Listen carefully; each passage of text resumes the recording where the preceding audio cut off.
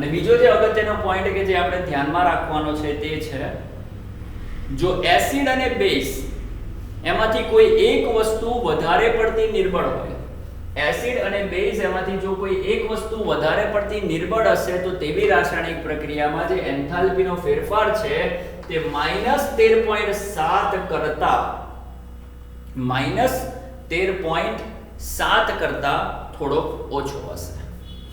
બરાબર? કેમ? એનું કારણ છે કે જો એસિડ અને બેઝમાંથી કોઈ એક વસ્તુ નિર્બળ હોય, નબળી હોય તો તેનું વિયોજન કરવા માટે આપણે વધારે મહેનત કરવી પડે.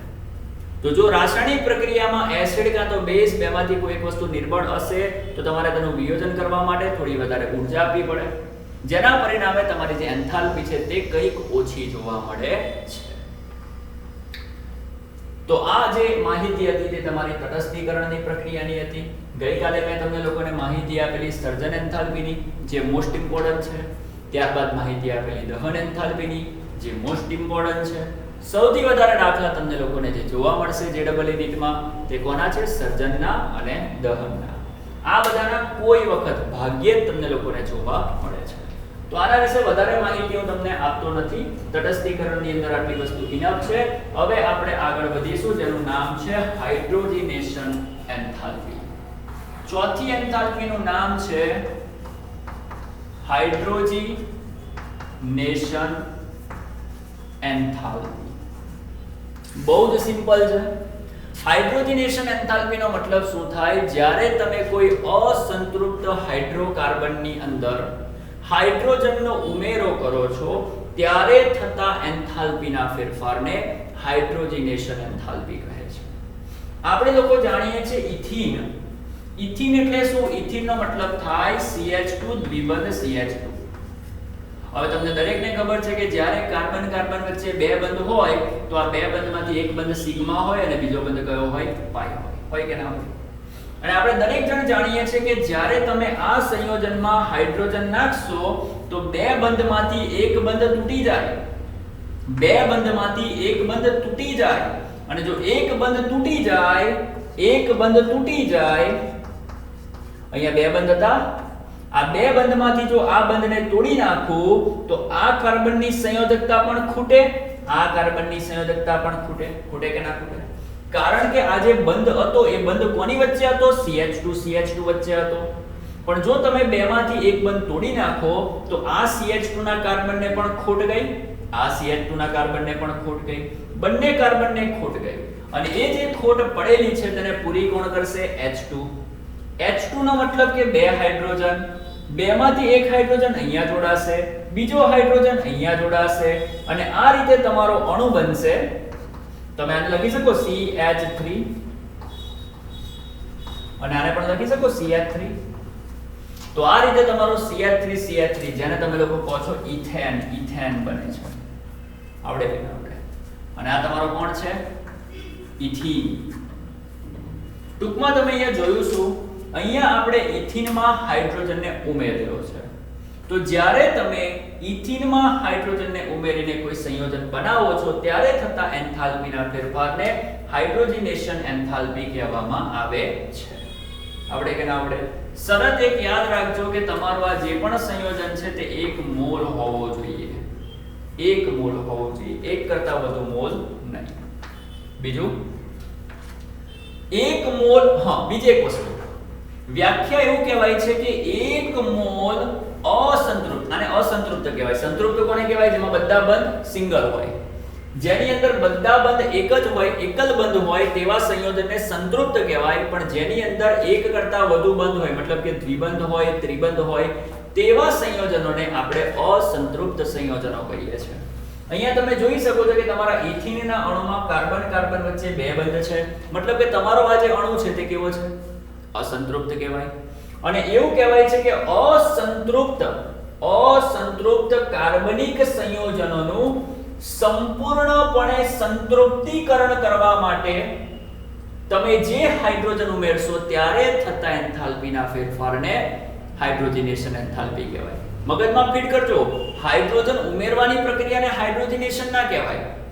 અસંતૃપ્તની અંદર અસંતૃપ્ત સંયોજનને સંતૃપ્ત બનાવવાનો હોય અને તમે હાઇડ્રોજનને એડ કરો ત્યારે થતા એન્થાલ્પીના ફેરફારને હાઇડ્રોજનેશન એન્થાલ્પી કહીશું. એક રાસાયણિક પ્રક્રિયા જુઓ.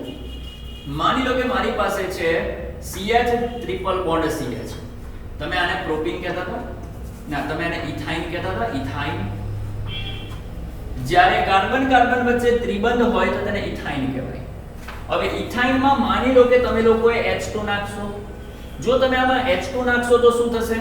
ચલો 3 બંધમાંથી એક બંધ તૂટી ગયો. 3 બંધમાંથી એક બંધ તૂટી જાય તો કેટલા બંધ રહી ગયા? 2 બંધ રહી ગયા. અથવા 3 બંધ, એક બંધ તૂટી ગયો. એક બંધ તૂટે તો આની સંયોજકતા ખૂટી, આની પણ સંયોજકતા ખૂટી. બંનેની એક એક સંયોજકતા ખૂટી ગઈ. અને એ સંયોજકતાની જે ખોટ પડી તે પૂરી કોણ કરશે? આપણા 2 હાઇડ્રોજન કરશે. આ 2 હાઇડ્રોજનમાંથી એક હાઇડ્રોજન અહીંયા આવી જશે અને બીજો હાઇડ્રોજન અહીંયા આવી જશે. આ રીતે તમારો અણુ કયો બને છે? CH2 દ્વિબંધ CH. બને કે ના બને? પણ તમે અહીંયા સમજવાની કોશિશ કરજો કે તમે ઇથાઇનમાં હાઇડ્રોજન તો નાખ્યો, પણ ઇથાઇન અને હાઇડ્રોજનની પ્રક્રિયાથી છેલ્લી જે પણ નિપજ બની તે નિપજ શું સંતૃપ્ત છે? નથી. હજુ પણ તમારી આ નિપજ અસંતૃપ્ત છે. તો આવી રાસાયણિક પ્રક્રિયામાં થતા એન્થાલ્પીના ફેરફારને હાઇડ્રોજનેશન એન્થાલ્પીના કહી શકાય. અહીંયા તમે જુઓ તો તમારો પ્રક્રિયા અસંતૃપ્ત હતો, પણ નિપજ તમારી સંતૃપ્ત છે. તો અસંતૃપ્ત નિપજમાંથી, અસંતૃપ્ત પ્રક્રિયકમાંથી સંતૃપ્ત નિપજ બનાવો અને હાઇડ્રોજન નાખો ત્યારે થતા એન્થાલ્પીના ફેરફારને હાઇડ્રોજનેશન એન્થાલ્પી કહેવાય. પણ જો તમે અસંતૃપ્ત પ્રક્રિયકમાં હાઇડ્રોજન નાખો અને નિપજ તમારી હજુ પણ અસંતૃપ્ત જ મળતી હોય તો આવી રાસાયણિક પ્રક્રિયાના એન્થાલ્પીના ફેરફારને આપણે હાઇડ્રોજનેશન એન્થાલ્પી કહી શકતા નથી. તો એ વસ્તુ તમારે લોકોએ યાદ રાખવાની છે. બીજું આ પ્રક્રિયામાંથી કંઈ તમારે કરવાની જરૂર નથી. યાદ રાખવાની જરૂર છે કે હાઇડ્રોજનેશન એન્થાલ્પી, હાઇડ્રોજનેશનની પ્રક્રિયાઓ મોટા ભાગે ઉષ્માક્ષેપક પ્રક્રિયાઓ હોય છે. હાઇડ્રોજનેશનની બધી જ પ્રક્રિયા ઉષ્માક્ષેપક હોય છે. મતલબ કે આ રાસાયણિક પ્રક્રિયા દરમિયાન ઉષ્મા મુક્ત થતી હોય છે. અને સૌથી વધારે તમને લોકોને આ જે કોન્સેપ્ટ છે, મતલબ કે હાઇડ્રોજનેશનનો આ કોન્સેપ્ટ ત્યારે ખબર પડશે જ્યારે તમે લોકો ઓર્ગેનિક કેમિસ્ટ્રી ભણશો. જો ઓર્ગેનિક કેમિસ્ટ્રી નહીં ભણ્યા હોય તો આમે શું કર્યું એ તમને લોકોને હમણાં સમજ નહીં પડે. તો ચિંતા નહીં કરવાની, જ્યારે હું તમને આગળ ઓર્ગેનિક કરાવીશ એ વખતે તમને આ બધી વસ્તુ ખબર પડી જશે. આગળ વધીએ છીએ. એન્થાલ્પીનો હજુ પણ એક પ્રકાર છે જેને આપણે નામ આપીશું પરમાણ્વીયકરણ એન્થાલ્પી. ચાલો, પરમાણ્વીયકરણ એન્થાલ્પી કોને કહેવાય એની માટે આપણે અમુક પ્રક્રિયાઓ લખીશું. ચાલો અહીંયા ધ્યાન આપો. માની લો કે મારી પાસે 1/2 H2 ગેસ છે અને 1/2 H2 ગેસ એમાંથી હું 1H બનાવી દઉં છું, 1H ઓફ ગેસ બનાવું છું. એવી જ રીતે મારી પાસે 1/2 Cl2 ગેસ છે, એમાંથી હું બનાવું છું 1Cl ગેસ.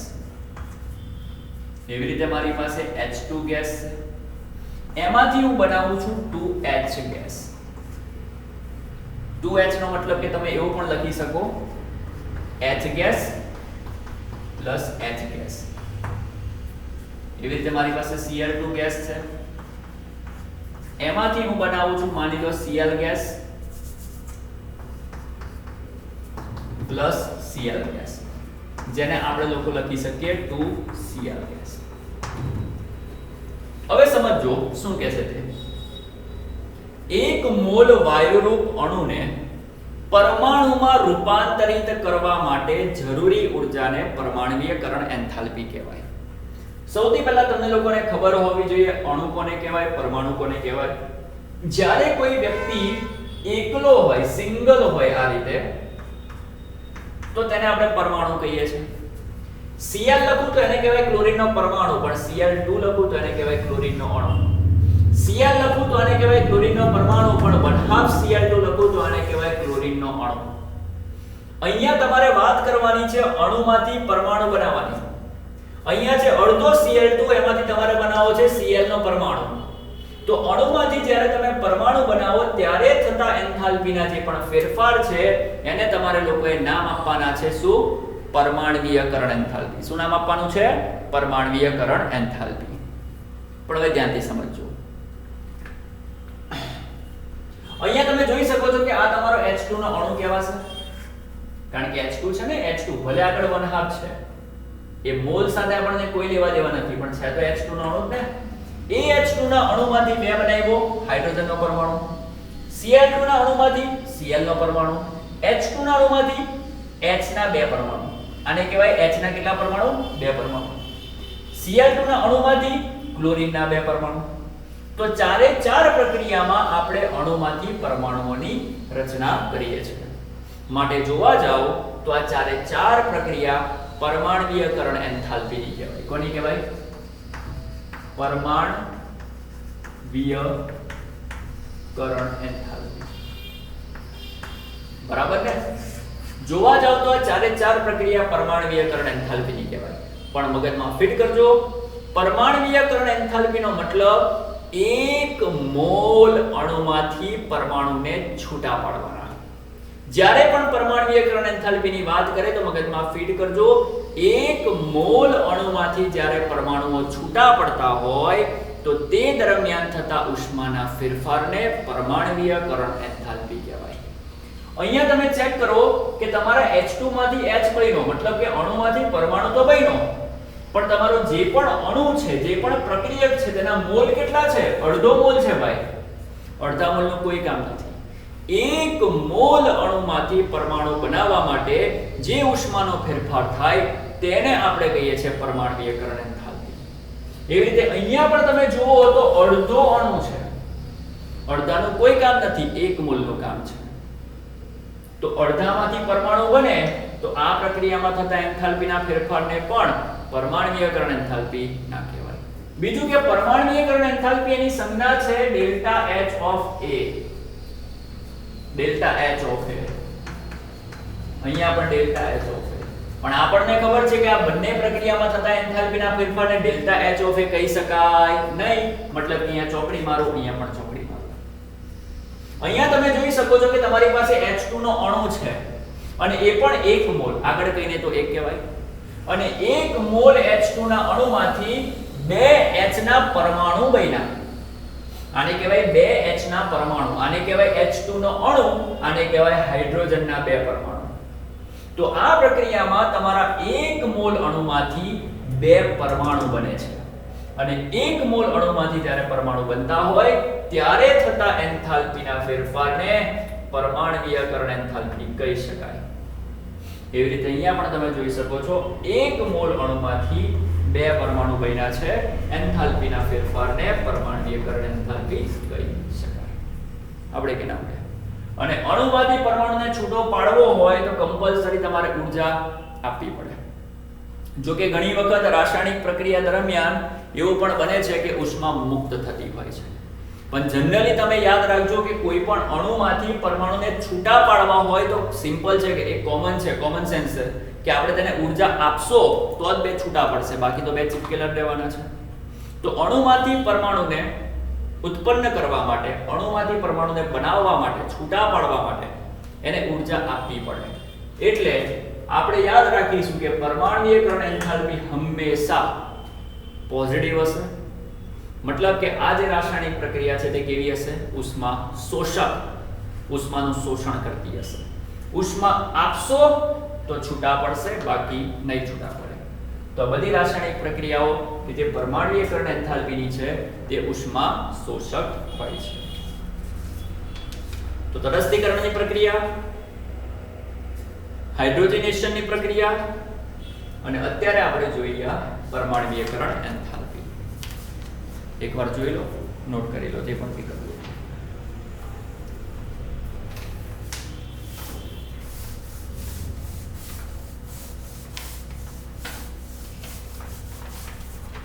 એના પછી બીજી પણ એક ઇમ્પોર્ટન્ટ પ્રક્રિયા છે જે પણ તમને લોકોને MCQs માં આવશે. તો સર્જન એન્થાલ્પી, દહન એન્થાલ્પી, ત્યારબાદ એની બીજી એક ઇમ્પોર્ટન્ટ એન્થાલ્પી જેનું નામ છે રૂપાંતરણની એન્થાલ્પી, જેને કહેવાય છે રૂપાંતરણની ઉષ્મા. તો આને ફરી પાછું એક પ્રોપર હેડિંગ આપી દઈશું, રૂપાંતરણની ઉષ્મા.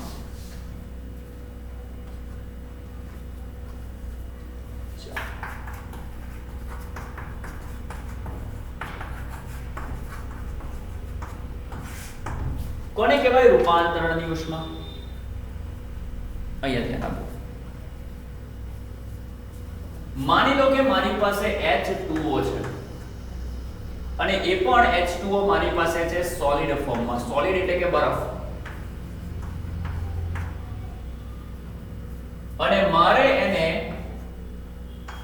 H2O લિક્વિડ બનાવવું છે, એટલે કે પ્રવાહી બનાવવું છે. તો બરફમાંથી પ્રવાહી બનાવવા માટે બોલો આપણે તેને ઉષ્મા આપવી પડે કે ના આપવી પડે? તો બરફમાંથી પ્રવાહી બનાવવા માટે તમે જે પણ ઉષ્મા આપશો તે ઉષ્મા અથવા તો ઉષ્માના ફેરફારને ડેલ્ટા H ઓફ રૂપાંતરણ કહેવાય. આને કહેવાય રૂપાંતરણની એન્થાલ્પીનો ફેરફાર. કેમ? કારણ કે રૂપાંતરણ થયું ભાઈ, બરફમાંથી પ્રવાહી બન્યું, ઘનમાંથી પ્રવાહી બન્યું. જ્યારે તમારું કોઈ સંયોજન અથવા તો પદાર્થ પોતાની અવસ્થા બદલતો હોય, ઘનમાંથી પ્રવાહી બનતો હોય, પ્રવાહીમાંથી વાયુ બનતો હોય, ઘનમાંથી વાયુ બનતો હોય, ત્યારે થતા એન્થાલ્પીના ફેરફારને ડેલ્ટા H ઓફ રૂપાંતરણ કહે છે. એવી જ રીતે તમે લોકો લખી શકો H2O લિક્વિડ, એમાંથી માની લો બનાવવું છે H2O ગેસ. લિક્વિડ એટલે કે તમારી પાસે પ્રવાહી છે, પાણી છે, પાણી જે આપણે પીએ છે તે, અને એને ગરમ કરશો તો એ બાષ્પ બની જાય કે ના બની જાય? તો જો તમે પ્રવાહીમાંથી બાષ્પ બનાવવા માંગતા હોય તો પણ તમારે તેને ઉષ્મા આપવી પડશે. ત્યારે પણ થતા એન્થાલ્પીના ફેરફારને ડેલ્ટા H રૂપાંતરણ કહે છે. અને એવી જ રીતે ઘણી વખત તમે વાત કરો કોઈ ઘન પદાર્થની, અને એ ઘન પદાર્થને તમે સીધું જ ફેરવવા માંગો છો વાયુમાં. તો તમને બધાને ખબર છે કે ઘનમાંથી વાયુમાં રૂપાંતરણ થવાની જે ક્રિયા છે તેને ઉર્ધ્વપાતન કહેવાય ને. તો આ પ્રક્રિયામાં પણ તમારી અવસ્થા તો બદલાય જ છે. મતલબ કે આ પ્રક્રિયામાં થતા ફેરફારને પણ તમે ડેલ્ટા H રૂપાંતરણ કહો છો. તો ડેલ્ટા H રૂપાંતરણ ત્રણ રીતે પોસિબલ છે. પહેલી રીત, જેમાં આ વ્યક્તિ કેવો છે? ઘનમાંથી શું બની શકે? પ્રવાહી. બીજી રીત, તમારી પાસે આ પ્રવાહી છે, એમાંથી શું બની શકે? બાષ્પ એટલે કે વાયુ. અને ત્રીજી રીત કે જેમાં તમે ઘનમાંથી શું બનાવી શકો? વાયુ. તો ત્રણ રીતે તમારી અવસ્થા બદલી શકાય. અને અવસ્થા જો ત્રણ રીતે બદલી શકાતી હોય તો એન્થાલ્પીના ફેરફાર પણ ત્રણ રીતે આવે કે ના આવે? ફરીથી પહેલી રીત કઈ? પહેલી રીતમાં આપણે ઘનમાંથી શું બનાવીશું? પ્રવાહી. બીજી રીતમાં આપણે પ્રવાહીમાંથી શું બનાવીશું? વાયુ. અને એક રીતમાં આપણે ઘનમાંથી શું બનાવીશું? વાયુ. તો ત્રણ રીત પોસિબલ છે. આપણને ખબર છે કે ઘનમાંથી પ્રવાહી બનાવવાની જે ક્રિયા છે તેને ગલન કહેવાય. ઘનમાંથી પ્રવાહી બનાવ્યું તેને આપણે કીધું ગલન. પ્રવાહીમાંથી વાયુ બનાવવું એને શું કહેવાય? બાષ્પાયન. અને બોલો ઘનમાંથી વાયુ બનાવવું એને શું કહેવાય? ઉર્ધ્વપાતન. આવડે કે ના આવડે? હવે ગલન પ્રક્રિયા હોય, બાષ્પાયન પ્રક્રિયા હોય કે ઉર્ધ્વપાતન પ્રક્રિયા હોય, આ દરેક પ્રક્રિયામાં થતા એન્થાલ્પીના ફેરફારને ડેલ્ટા H રૂપાંતરણ અથવા તો રૂપાંતરણની ઉષ્મા કહે છે. મગજમાં ફિટ કરવું કે આને આપણે કહીશું રૂપાંતરણની ઉષ્મા, ડેલ્ટા H ઓફ રૂપાંતરણ. સરળતા ખાતર આપણે ડેલ્ટા H ઓફ રૂપાંતરણને ત્રણ નામ આપેલા છે. જો ડેલ્ટા H ઓફ રૂપાંતરણ ગલન સાથે સંકળાયેલી હોય તો તેને ગલનની ઉષ્મા કહેવાનું. આની સાથે સંકળાયેલી હોય તો તમારે તેને નામ આપવાનું છે ગલન ઉષ્મા અથવા તો ગલન એન્થાલ્પી. બાષ્પાયન હોય તો બાષ્પાયન ઉષ્મા અથવા તો એન્થાલ્પી. અને ઉર્ધ્વપાતન હોય તો ઉર્ધ્વપાતન એની ઉષ્મા અથવા તો એન્થાલ્પી. સિમ્પલ છે. તો અહીંયા આપણો ટોપિક પૂરો થયો, રૂપાંતરણની ઉષ્મા. પરીક્ષામાં તમને લોકોને જુદા જુદા પદાર્થો માટે એમની ગલન એન્થાલ્પી, બાષ્પાયન એન્થાલ્પી, ઉર્ધ્વપાતન એન્થાલ્પી એની વેલ્યુ આપી દેશે અને ત્યારબાદ આપણને કહેશે કે ભાઈ એન્થાલ્પીના ફેરફારો ગણો. તો એના પર આધારિત દાખલાઓ એ પણ આપણે આગળ જઈને પ્રેક્ટિસ કરીશું. તેની અંદર આપણને ખબર પડી જશે. ઓકે, તો આટલી વસ્તુ ફટાફટ નોટ કરી.